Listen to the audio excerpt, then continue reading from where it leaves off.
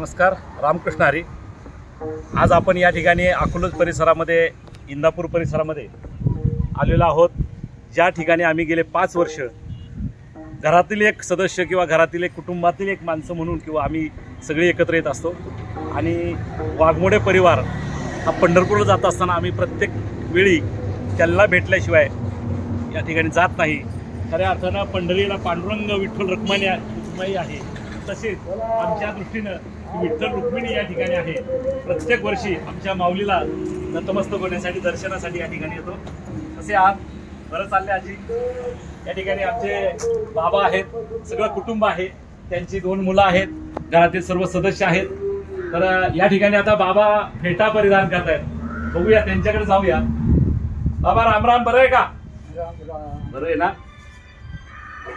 वारी चालू आहे, वारीला गेले होते का? वारी मी 5-7 वर्ष केली, पण आता माझ्या माघारी जाते। वा वा, क्या बात आहे। म्हणजे तुमच्या माघारी ही सगळी जातात? आपण वाट लावून दिली काय। वय किती तुमचं आता? माझं 85 मोहर आले। 85च्या मोहर? 85 बघा। आणि आजीबाईंचं वय किती? आजीबाईचं वय किती माहित नाही?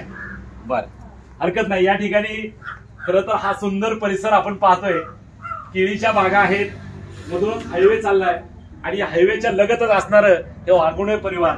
वाघमोडे परिवारामध्ये गेले 5 वर्षापूर्वी मी या ठिकाणी आम्ही येत असताना रात्रीचा प्रसंग होता, आम्हाला निवारा किंवा आम्हाला आधार पाहिजे होता आणि तो आधार या परिवाराने दिला। तेव्हापासून आमचे ऋणानुबंध या ठिकाणी जोडले गेले आणि आज प्रत्येक वर्षी आम्ही या ठिकाणी आल्याशिवाय राहत नाही। आजही या ठिकाणी आलोय। आता आपण जाऊया त्यांच्या मुलांकडे। तुमचं थोडक्यात नाव सांगा आणि तुम्ही व्यवसाय उद्योग काय करतात ते थोडं सांगा। माझं नाव दुर्देव वाघमोडे आणि शेती करतो। शेती करताय? शेतीशिवाय दुसरा जोडधंदाचा व्यवसाय। हा, बरं। आता शेतीमध्ये काय पिकवता? शेती म्हणजे केळी आणि ऊस, दुसरं काय आमच्याकडे नसते। 12 महिने काम असतं? 12 महिने काम। कष्ट करायचं अहोरात्र, दिवसभर आणि दिवसा रात्र कष्ट करून आपला उदरनिर्वाह करायचा।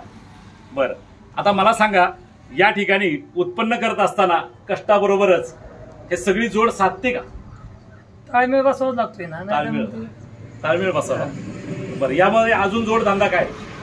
शेती आणि दूध धंदा। बरं, आता दूध धंदा तुमचे बारके बंधू या ठिकाणी पाहतायत, त्यांच्याकडे जाऊया। नमस्कार, आपलं नाव काय? धनंजय सोपान वाघ। बरं, आता तुम्ही दूध व्यवसाय करताय, कशा स्वरूपाचा तो व्यवसाय असणार आहे? दूध व्यवसाय हा शेतकऱ्याच्या निगडीत व्यवसाय। बरं, त्याचे रोजीरोटी 10 ते 16 पेमेंट या हिशोबाने सगळं चालतं। बरं, आता हे दूध किती कलेक्ट करता, म्हणजे किती त्याचं संकलन होतं? दैनंदिन संकलन लई नाही, 2,500 असतं। 2,500। बरं, हे सगळे शेतकऱ्यांना एकत्र करून ते दूध व्यवस्था किंवा दूध संकलन चालू करायचं? संकलन करून चिलिंग करून ते सोनाई डेअरीला जातं। सोनाई डेअरीला जातं। बरं, एकूणच तुम्ही 2 भाऊ आणि आई वडील हे सगळं उभं करताना तुमची एकूण जमीन किती? आमची वल्लोपाती जमीन 6.5 आहे। नंतर काही पुढे वाढवली? वाढवत गेली। मग आता हे केळी उत्पन्न, ऊस वगैरे करता का? ऊस आणि केळी हे 2च पिकं मेन पिकं, यातनं चांगलं उत्पन्न होतं। तर आता आम्हाला असं समजलं की तुमची हा जो काही समाज आहे, भटक्या जाती जमाती किंवा फिरत असताना धनगर समाज हा गावोगाव फिरत असतो, पण तुम्ही तुमची शेती करताना तुम्ही तुमच्या शेतीतून फुलं किंवा नंदनवन फुलवले, हे कशी ऊर्जा तुम्हाला तयार झाली? त्याला एक गोष्ट, एक नाळ जोडलेली असते शेतकऱ्याची, किंवा सगळ्या शेतकऱ्याची संगत लाभली की चांगलंच होत। म्हणजे तुम्ही आता हे चांगुलपणाने पुढे शेती वाढवताय आणि ते एकमेकाच्या विचारधारेने पुढे चालले। त्यामध्ये एकमेकाचा विचार असेल तर हे सगळं पुढे जाऊ शकतं। आता तुमची मुलं बाळा असं समजतंय की तुम्ही जरा उच्च शिक्षित बनवताय, तर डॉक्टर केला किंवा अशा कुठल्या क्षेत्रात म्हणजे ती मुलं शिकताय? दादा आमच्याकडे थोरल्या मुलाला जरा 3 मुली आहेत। बरं, ती काय करतायत? थोरली मुलगी BMS वर्ध्याला आहे। वर्ध्याला BMS ला? वा, त्या बाबा। सेकंड इयर शेवटच्या वर्षात। बरं, सेकंड 2 नंबरची मुलगी तिचं 12वी नंतर DED केलेलं आहे, तिच्यासाठी थोडं काय चालू आहे म्हणजे। तिसरी मुलगी 2025-24-25च्या नीट परीक्षेत गव्हर्नमेंट कॉलेजला बसली, मार्क पडले। वा, म्हणजे ते आता मेडिकल मधून पुढे सक्सेस होते। काय चाललंय घरात मध्ये, काम उरकलं का? चाललंय व्यवस्थित सगळं? आता या ठिकाणी आपण पाहू शकता, म्हशी आहेत किंवा दुग्ध व्यवसाय करण्यासाठी किंवा घरासाठी ते दूध महत्वाचं असतं त्याच्यासाठी त्या म्हशी पाळलेल्या आहेत आणि त्या म्हशींचं संगोपन या ठिकाणी माऊली करतायत.